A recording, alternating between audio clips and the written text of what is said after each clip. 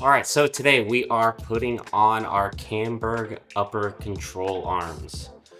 We just picked up the 4Runner a couple days ago from King, and there is some sweet suspension on this, but we got to make it look even better with the upper control arms. So let's get to it. So before you begin, you want to make sure that you bought the right parts and that the parts that were given to you are correct. You can check it on little instructions. It'll say it up top. These ones are not updated yet, so they don't say 4Runner, but I have confirmed with Camburg that these do fit, and these say Land Cruiser 300, 2022 and up, Lexus LX 600 and above, and then the Tacoma, I think 24 to 25 is what it is. By the time this video is out, hopefully Camburg will have updated it with saying it fits the 4Runner, but I know these fit. I mean, hopefully, that's what they told me. But you want to make sure you have all the parts. You also want to make sure you have the things that you need, such as like anti-seize, Loctite, brake clean. I think that's really it. If you have some dry lube, like I think it's PTFE, it needs to have in it for the uniball. But other than that, you also need to make sure you have tools. So for this video, I really want to show to people that it's really not hard to work on your car, especially Toyotas. They're very simple. I know a lot of people are worried about like the suspension and working on the suspension and stuff, but if you have the right tools, it's super easy. If you have older vehicles, it might be a little harder with rusted parts and stuff like that. That's when the job turns into a really long time. Whether if you strip a bolt, destroy a bolt, something like that, then it turns from an hour job into a freaking 3-day job, depending on if you could find the bolts or not. But I'd say some pretty basic tools are going to get you pretty far. You obviously need a jack, which does cost a lot, especially if you're lifting it higher. You're going to need a higher jack, one that holds more. I have the Badlands 3-ton, which should be plenty. It's similar to the Pro Eagle. I know it's a little bit cheaper, but yeah, you need to have jack. Definitely need to have a torque wrench. 1/2 inch. I know these ones. Let's see. So I have a 3/8 and a 1/2 inch torque wrench, and I think this one goes from 75 to 250 foot-pounds, and then this one goes from, I want to say like 12 to like 75. I'm not sure about that, but this will cover like smaller bolts, smaller things that you need to torque inside, and then this one will do like wheels, bigger bolts, ones that obviously need more torque. So definitely need a breaker bar, that's for sure. Especially if you have an older car, breaker bar is much needed. Socket set. What else? Yeah, you don't need too much. Hammer. It's super simple, you'll see. But yeah, let's get started. First thing you want to do is take one of the nuts, and we're going to screw it on. This is going to be the same process for all 4 of them, so I'll just show you one. So with this jam nut, you can put it all the way to the top and then bring it down once you put it in. But I'm going to thread it down so you can see 3 threads. You can see 3 threads at the top, and then we're going to put anti-seize right here. And now you're going to take it and we're going to thread it on. So you're going to do the same exact thing for the other side. All right, next up is you want to tighten these. So I'm just using an 18mm to hold this straight. And then we're just gonna use some channel locks and tighten her up. All right, next up is we're gonna do the pinch bolt. So we're gonna take this, we're gonna take a little bit of red Loctite, and I'm gonna actually put it on the nut. So you're gonna take the bolt, washer, put it through. We're gonna do another washer and the nut. So this one says torque it down to 20 to 22 foot-pounds. Now once that's torqued, you can do the other side and do the other upper control arm.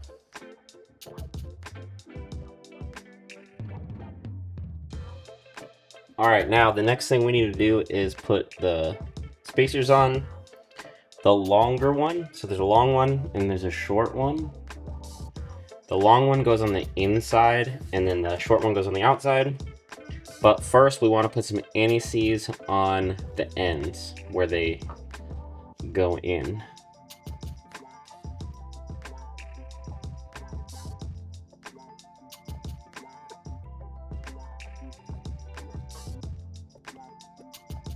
So now that we have the upper control arms prepped and ready to go on the truck, we are going to jack it up, take the wheel off, and get started pulling some bolts off.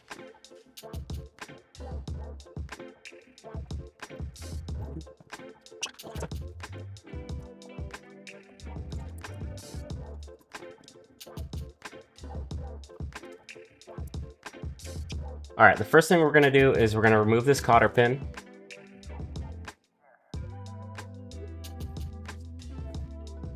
We want to remove this top brake line bracket, just so when we take this off, it's not like putting a bunch of stress on it.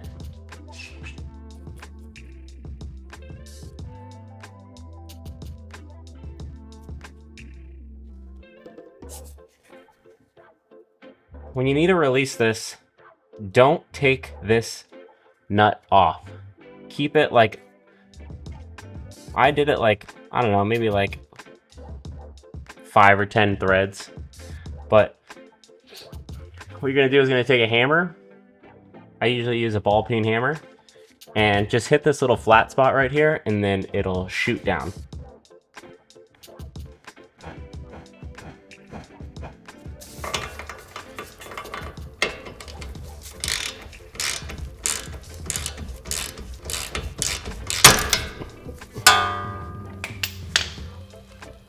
The nut off, I like to put another jack stand.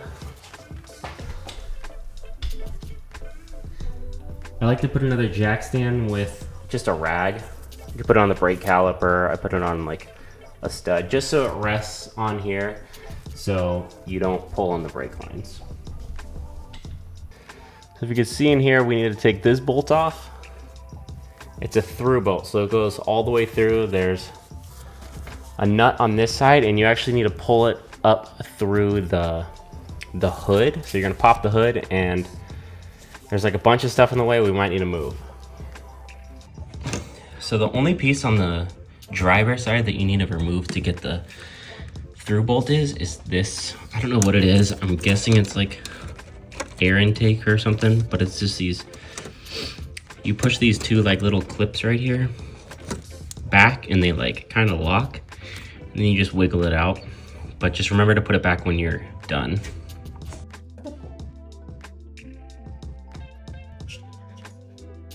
So this is by far going to be the hardest part.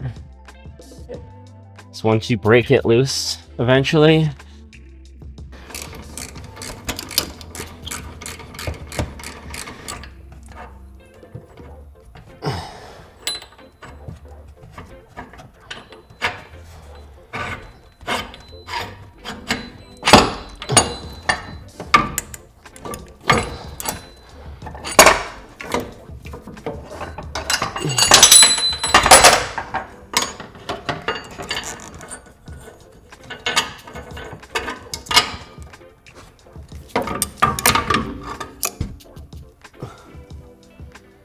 all right, now we're gonna put the upper control arm on.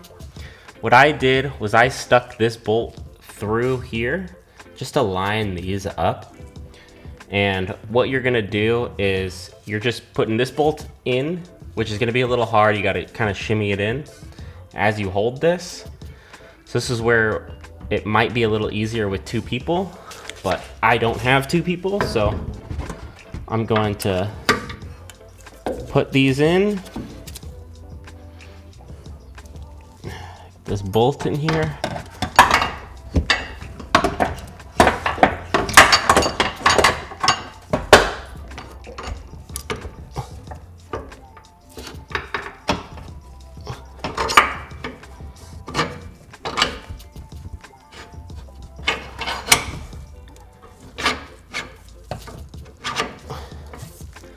Pretty simple. Once it's in, you want to take some brake clean and just clean off the threads, the end threads, because some anti-seize gets on it.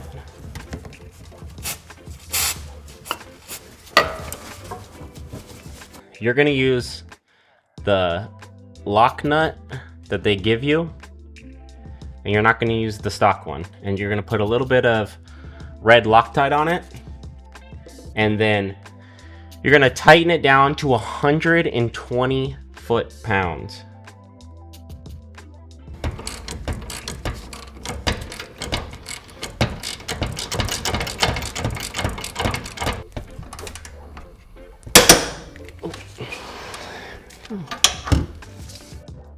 So this doesn't fit on here anymore, so we need to take it off.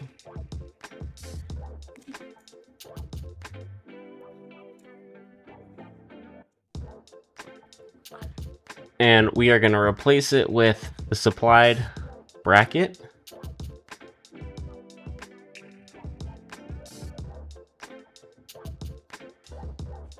All right, next we're going to put the uniball in, and we need to put anti-seize right here and right here.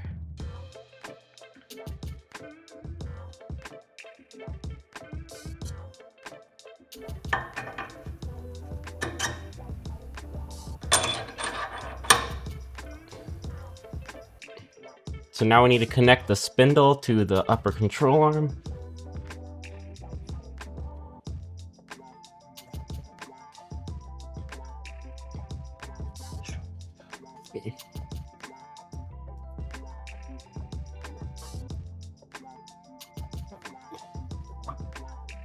Kind of got to finesse it a little bit.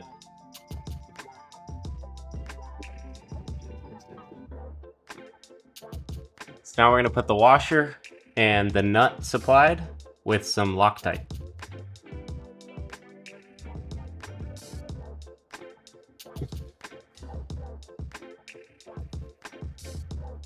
But before you start tightening this down, you need to make sure this piece and this piece are flush with each other.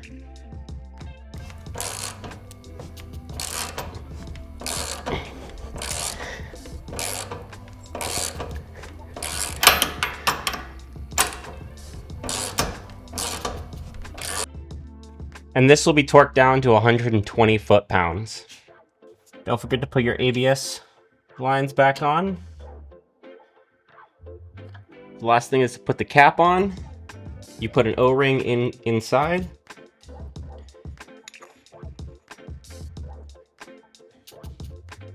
You get a little rag.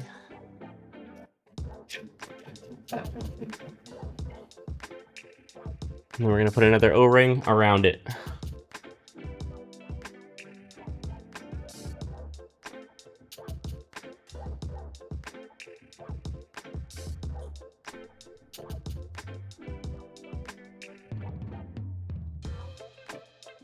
So this is a fairly easy job. You just need to make sure you have all the right tools. Another set of hands is also great, but one of the biggest ones that you need that you probably don't have in your toolbox is a 7/8 wrench. I would also get some shorter little sockets in the same size, just for the through bolt. You're also going to want bigger sockets for the actual, for the nut that goes to the spindle. But other than that, it's pretty straightforward. I would definitely recommend ball peen hammer, a dead blow hammer, various pry bars. But overall, it's pretty easy. Just make sure you have the right tools. So the torque spec for these is 97 foot-pounds.